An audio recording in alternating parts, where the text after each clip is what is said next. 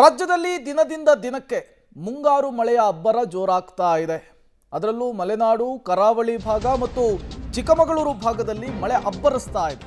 ಹಾಸನ ಜಿಲ್ಲೆಯಲ್ಲೂ ಕೂಡ ಮಳೆಯ ಆರ್ಭಟ ಜೋರಾಗಿದೆ. ಹೇಮಾವತಿ ನದಿಗೆ ಒಳಹರಿವಿನ ಪ್ರಮಾಣ ಕ್ಷಣದಿಂದ ಕ್ಷಣಕ್ಕೆ ಏರಿಕೆ ಆಗ್ತಾ ಇದೆ.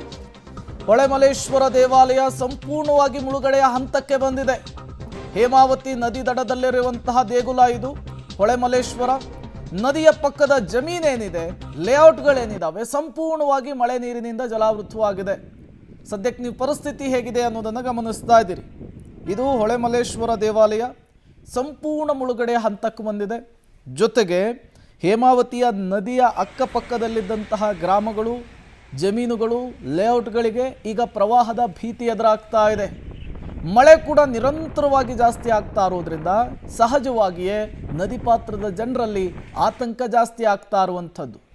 ನದಿಯ ಒಳಹರಿವು ಕ್ಷಣದಿಂದ ಕ್ಷಣಕ್ಕೆ ಜಾಸ್ತಿ ಆಗ್ತಾ ಇದೆ.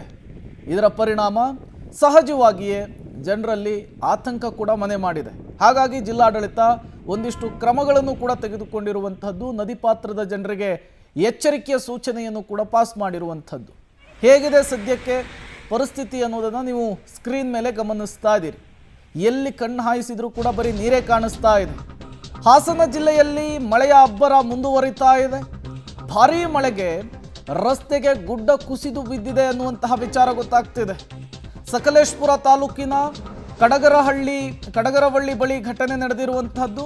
ಕಡಗರವಳ್ಳಿ ಚಂಗಡಿಹಳ್ಳ ಕಾಗೇನರಿ ರಸ್ತೆ ಸಂಪರ್ಕ ಏನಿದೆ ಅದು ಕಟ್ಟಾಗಿದೆ.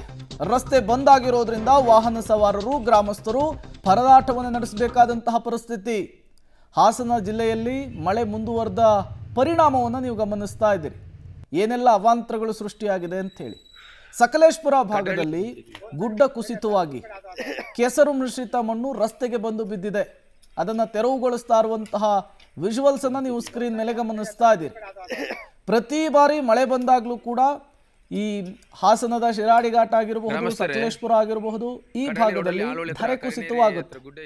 ಈಗ ಮತ್ತೆ ಅದೇ ಧರೆ ಕುಸಿತವಾಗ್ತಾ ಇರುವಂಥದ್ದು ವಾಹನ ಸಂಚಾರಕ್ಕೆ ಇದು ಅಡ್ಡಿ ಉಂಟು ಮಾಡ್ತಾ ಇದೆ. ಅದರಲ್ಲಿಯೇ ವಾಹನಗಳು ಹೇಗೆ ಸಂಚರಿಸ್ತಾ ಇದ್ದಾವೆ ಅನ್ನೋದನ್ನು ಕೂಡ ನೀವು ಗಮನಿಸ್ತಾ ಇದ್ದೀರಿ. ಇನ್ನು ಹಾಸನ ಜಿಲ್ಲೆಯಲ್ಲಿ ಮಳೆಯ ಅಬ್ಬರ ಮುಂದುವರೆದಿದೆ. ಇದರ ಪರಿಣಾಮ ಶಿರಾಡಿ ಘಾಟ್ನಲ್ಲಿ ಗುಡ್ಡ ಕುಸಿತವಾಗಿದೆ. ಗಿಡ ಮರಗಳ ಸಹಿತ ಗುಡ್ಡ ಬಂದುಬಿಟ್ಟು ರಸ್ತೆಗೆ ಬಿದ್ದಿರುವಂತಹದ್ದು. ಮಾರ್ಗ ಮಧ್ಯೆಯೇ ಸರಕು ಸಾಗಾಣಿಕೆಯ ವಾಹನಗಳು ಸಿಲುಕಿಕೊಂಡಿದ್ದಾವೆ. ರಸ್ತೆಯ ಮಧ್ಯೆ ಸಿಲುಕಿ ಪ್ರಯಾಣಿಕರು ಪರದಾಟ ನಡೆಸಬೇಕಾದಂತಹ ಪರಿಸ್ಥಿತಿ ನಿರ್ಮಾಣವಾಗಿದೆ. ಕಡಗರವಳ್ಳಿ, ಚಂಗಡಿಹಳ್ಳ, ಕಾಗೇನರಿ ಭಾಗದಲ್ಲಿ ಸಂಪರ್ಕ ಕಡಿತವಾಗಿದೆ. ಮಂಗಳೂರು ಟು ಬೆಂಗಳೂರು ಸಂಪರ್ಕ ಕಲ್ಪಿಸುವಂತಹ ಶಿರಾಡಿ ಘಾಟ್ನ ರಸ್ತೆ ಮಧ್ಯದಲ್ಲಿ ಈಗ ಗುಡ್ಡ ಕುಸಿತವಾಗಿದೆ. ಅಪಾರ ಪ್ರಮಾಣದ ಮಣ್ಣು, ಬಂಡೆ, ಮರಗಳು ರಸ್ತೆಗೆ ಬಂದು ಬಿದ್ದಿದೆ. ಹಾಗಾಗಿ ಈಗ ದೊಡ್ಡ ಮಟ್ಟದಲ್ಲಿ ಟ್ರಾಫಿಕ್ ಜಾಮ್ ಕೂಡ ಉಂಟಾಗಿರುವಂಥದ್ದು. ಹಾಸನ ಜಿಲ್ಲೆಯಲ್ಲಿ ಧಾರಾಕಾರವಾಗಿ ಮಳೆ ಆಗ್ತಿದೆ. ಮಲೆನಾಡು ಭಾಗದಲ್ಲಿ ಸುರಿತಾ ಇರತಕ್ಕಂತಹ ಮಳೆಯಿಂದಾಗಿ ರಾಷ್ಟ್ರೀಯ ಹೆದ್ದಾರಿ 75 ಶಿರಾಡಿ ಘಾಟ್ ರಸ್ತೆಯಲ್ಲಿ ತಡರಾತ್ರಿ ಗುಡ್ಡ ಕುಸಿತವಾಗಿ ಟ್ರಾಫಿಕ್ ಜಾಮ್ ಉಂಟಾಗಿದೆ. ನಾವು ದೃಶ್ಯದಲ್ಲಿ ಗಮನಿಸಬಹುದು. ಇದು ಸಕಲೇಶಪುರ ಪಟ್ಟಣದ ಆನೆಮಹಲ್ ಅಂತಕ್ಕಂತಹ ಜಾಮ.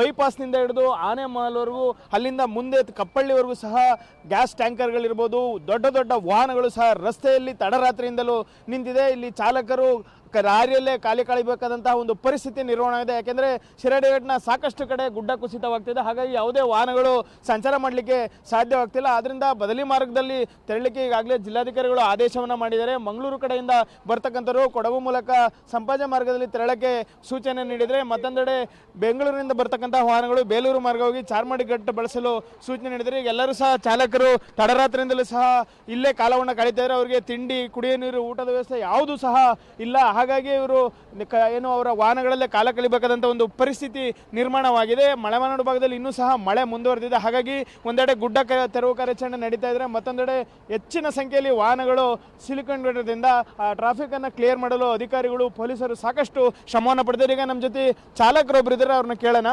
ಎಷ್ಟೊತ್ತಿಗೆ ಟ್ರಾಫಿಕ್ ಜಾಮ್ ಐತಿ, ಎಷ್ಟೊತ್ತಿಂದ ಇಲ್ಲಿದ್ದೀರಾ? ನಮಗೆ ಸುಮಾರು ಮಧ್ಯರಾತ್ರಿ 1 ಗಂಟೆಯಿಂದ ಜಾಮ್ ಇದೆ. ಎಲ್ಲ ಕಡೆ ಮಣ್ಣು ಕುಸ್ತಿರೋದ್ರಿಂದ ಯಾವುದೇ ಗಾಡಿ ಓಡಾಡೋಕ್ಕಾಗ್ತಾ ಇರಲಿಲ್ಲ. ಚಿಕ್ಕ ಗಾಡಿ, ದೊಡ್ಡ ಗಾಡಿ ಯಾವುದೂ ಹೋಗೋಕ್ಕಾಗ್ತಾ ಇಲ್ಲ. ಆ ಕಡೆಯಿಂದ ಬರೋ ಗಾಡಿನೂ ಇಲ್ಲ, ಹೋಗೋ ಗಾಡಿನೂ ಇಲ್ಲ. ಎಲ್ಲ ಕಡೆ ಜಾಮ್ ಆಗಿದೆ. ಈಗ ನೀವು ಇಲ್ಲೇ ಇದ್ದೀರಲ್ಲ, ನಿಮಗೆ ಬೇರೆ ಮಾರ್ಗ ಏನಾರು ಹೋಗಿ ಅಂತ ಹೇಳಿ? ಎಲ್ಲೂ ಇಲ್ಲ, ನಮಗೆ ಇದೇ ಮಾರ್ಗ ಇರೋದು. ದೊಡ್ಡ ಗಾಡಿ ಹೋಗೋದಕ್ಕೆ ಇದೇ ದೊಡ್ಡ ಮಾರ್ಗ ಇರೋದು, ಬೇರೆ ಕಡೆ ಜಾಗನೇ ಇಲ್ಲ.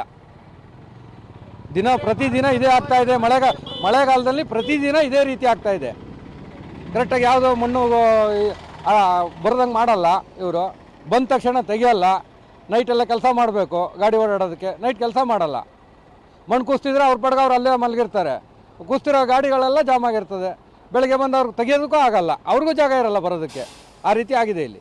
ಈಗ ಸಾಕಷ್ಟು ವಾಹನಗಳು ಇಲ್ಲೇ ಚಾಲಕರೆಲ್ಲ ರಾತ್ರಿಯಿಂದ ಇಲ್ಲೇ ಕಾಲ ಕಳೀತಾರೆ. ಅವರಿಗೆ ತಿಂಡಿ ಊಟದ ವ್ಯವಸ್ಥೆ ಯಾವುದರ ವ್ಯವಸ್ಥೆ ಇಲ್ಲ. ಯಾರು ಕೊಡೋರು ಊಟ ಅಂತ ಹೋಗ್ತಾವೆ, ನೀರೇ ಇಲ್ಲ ಕುಡಿಯೋದಕ್ಕೆ. ಆ ಥರ ಇದೆ ಇಲ್ಲಿ ಪರಿಸ್ಥಿತಿ.